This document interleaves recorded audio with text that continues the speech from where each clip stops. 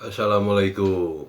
Saudara-saudara sekalian, tanggal 19 April 2002 kemarin, itu di negara Swedia terjadi lagi pembakaran ayat-ayat suci Al-Quran, atau tepatnya sih mushaf Al-Quran ya, itu dibakar gitu. Ya, terjadi huru-hara di sana gitu ya. Dan seringkali terjadi pembakaran Al-Quran itu di sana ya. Juga di negara-negara lain ya. eh Ketahuilah bahwa yang mereka bakar itu bukan Al-Quran, itu adalah mushaf Al-Quran. Kalau mushaf Al-Quran beda dengan Al-Quran gitu ya. Kalau mushaf itu kan bukunya, ada kertas, ada tinta gitu, ya kan, ada huruf-huruf. Jadi mungkin mereka hanya bisanya kan membakar mushaf Al-Quran, bukan Al-Quran. Kalau Al-Qurannya ya nggak bisa kebakar, nggak bisa dirobek-robek. Ngerti nggak? Antara mushaf Al-Quran dan Al-Quran itu sangat berbeda. Makanya di media-media massa atau di surat kabar tertulis pembakaran Al-Quran di Swedia. Itu ya salah sih ya. Kalau Al-Quran sekali lagi tidak bisa dibakar, dirobek atau gimana pun. Karena Al-Quran itu ada di dalam diri kita, ada di alam semesta gitu ya. Rekan-rekan sekalian, sambil mengingatkan kembali, saya ingin berbagi juga ya. Karena kitab Al-Quran ini adalah kitab yang termasuk kitab kuno di dunia ini ya. Sampai hari ini satu huruf di dalamnya itu tidak berubah gitu ya. Tetap sama dari zaman dulu sampai sekarang gitu. Satu huruf nggak berubah. Itu Al-Quran ini salah satu kitab kuno ya, yang paling banyak dibaca orang gitu, karena memang kitab Al-Quran ini adalah kitabnya manusia keseluruhan. eh Sekarang saya ingin berbagi tentang keunikan Al-Quran. Nah, ini salah satu sisi aja ya. Al-Quran ini kan cara membacanya dari kanan ke kiri ya. Ini berbeda kalau kita membaca surat kabar ataupun majalah. Cara membacanya adalah dari kiri ke kanan gitu. Makna apa yang terkandung? Ya, menurut saya ini ya pasti ada maknanya, pasti ada filosofinya di sana, atau ada pesan yang ingin disampaikan hanya dengan cara membacanya aja. Oke ya, dari kanan ke kiri cara kita membaca Al-Quran itu sama dengan prinsip dasar mur atau baud. Dari kanan ke kiri muternya itu. Maka mur atau baud kalau diputar dari kanan ke kiri itu akan terbuka. Kalau dari kiri ke kanan itu akan menutup. Ini prinsipnya di seluruh dunia sama, sistem kerja mur adalah seperti itu. Satu ya. Yang kedua, misalnya juga keran air. Kalau diputar dari kanan ke kiri, itu akan membuka. Airnya akan ngocor kalau ada airnya gitu ya. Kalau ingin menutupnya, maka diputar keran itu dari kiri ke kanan. Itu menutup gitu. Dua, yang ketiga, kalau kita lihat misalnya mobil, kendaraan, motor ya, sepeda gitu.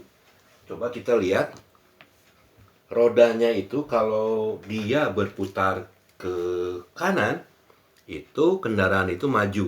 Nah, maju ke depan. Kalau rodanya berputar ke kiri, itu mundur ke belakang. Coba aja lihat. Tiga tuh ya. Sama kan prinsip kerjanya ya. Yang keempat adalah sistem tata surya. Nih, planet-planet yang mengitari matahari ada Venus, Uranus, Neptunus ya, dan teman-temannya itu beredar mengelilingi matahari dari kanan ke kiri. Sok coba lihat, bintang-bintang beredar mengitari matahari itu dari kanan ke kiri, sama dengan prinsip membaca Al-Quran dari kanan ke kiri gitu ya. Itu yang keberapa tuh? Yang keempat. Ini yang kelima nih. Yang kelima itu ya tawaf. Jadi sistem dari kanan ke kiri ini berputarnya itu sama dilakukan atau ada juga di dalam kita melakukan tawaf di Masjidil Haram, yaitu mengitari Ka'bah dari kanan ke kiri tuh ya. Jadi 5 poin itu yang sama di alam semesta ini, yang pergerakannya ini sama yang saya temukan ya, dari kanan ke kiri. Jadi prinsipnya dari kanan ke kiri, ada mur itu membuka, ada keran air, ada mobil dan sebagainya. Yaitu adalah prinsip dasar dari kanan ke kiri yang digunakan di dalam kita membaca Al-Quran gitu. Apa makna yang terkandung atau pesan apa yang ingin disampaikan? Nah, menurut saya, saudara-saudara sekalian, pasti ada hal yang ingin disampaikan hanya dari tata cara membacanya saja. Kalau tadi prinsip mur adalah membuka, kalau tadi mobil atau kendaraan itu maju ya, lalu keran air dan tata surya juga mengelilingi itu kalau menurut saya adalah, kalau kita membaca Al-Quran itu sama dengan membuka pikiran dan hati kita gitu. Jadi kalau kita rajin membaca Al-Quran, pikiran kita akan terbuka, hati kita akan terbuka gitu. Untuk biar apa terbuka? Ya biar sampai tanpa halangan ide-ide dari Gusti Allah ini akan nyampe, pesan-pesan, ide, terus petunjuk ya, itu akan nyampe karena kan pikiran kita terbuka. Jadi ada gelombang yang nyambung gitu antara seorang hamba dengan penciptanya gitu. Itu mungkin pesan yang saya dapat dari fenomena adanya cara pembacaan dari kanan ke kiri tadi ya. Nah, mungkin segitu dulu rekan-rekan semuanya ya yang bisa saya sampaikan. Kalau ada kekurangan ya tolong ditambahkan. Kalau setuju ya boleh-boleh aja setuju dan tidak setuju ya gitu. Tapi ya itu sebatas yang saya ketahui ya. Jadi menurut saya pembacaan Al-Quran itu juga memang punya maksud tertentu ya. Dari sistem bacanya aja sudah ada kelebihan gitu, atau ada perbedaan dengan sistem baca yang lainnya gitu.